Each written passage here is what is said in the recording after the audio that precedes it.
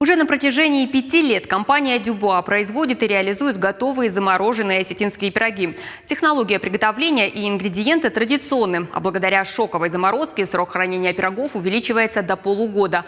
Пока их реализуют только внутри страны, но уже налаживают поставки в Казахстан, Израиль и даже в Америку. О том, как осетинские пироги завоевывают мир, сюжет нашего корреспондента Галины Григорян.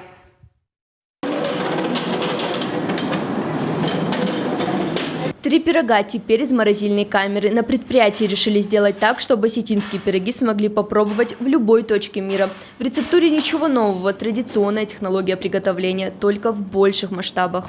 Итак, рецептура у нас ничем не отличается от традиционных. Это участок подготовки ингредиентов, где мы делаем, соответственно, начинки для пирогов. Пироги укладываются разных форматов по 250, по 450 граммов, 470 грамм и укладываются на производственные шпильки, куда, соответственно, укладываются на подносы на производственные шпильки, куда отправляется на участок фасовки.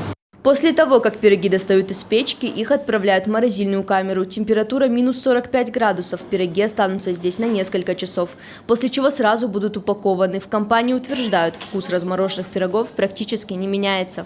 Благодаря шоковой заморозке пироги смогут храниться около полгода. После этого, чтобы приготовить полноценный обед, можно будет просто 4 минуты разогреть их в микроволновке.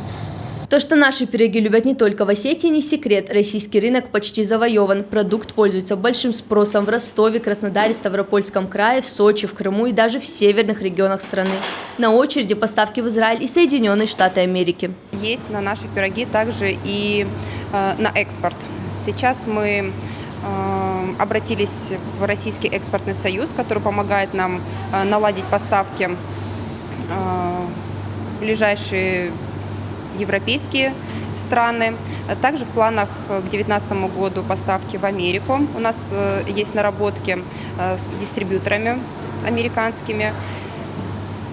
Планируем к 2019 году быть тоже там представленными. В Америку сейчас идет поставки около 1000 пирогов в месяц. Вот. Также в планах Израиль, Казахстан. В том, что за океаном пироги найдут своего потребителя, уверен даже президент России Владимир Путин. Он еще несколько лет назад заявил, что осетинские пироги смогут составить конкуренцию Макдональдсу. Приготовить их самостоятельно действительно могут не все, а заказать готовые можно далеко не в каждом городе. Теперь, возможно, в ближайшем будущем осетинские пироги с маркировкой «Сделано в Алании» будут иметь успех далеко за пределами нашей страны. Галина Григорян, Александр Каджаев. Новости Осетии.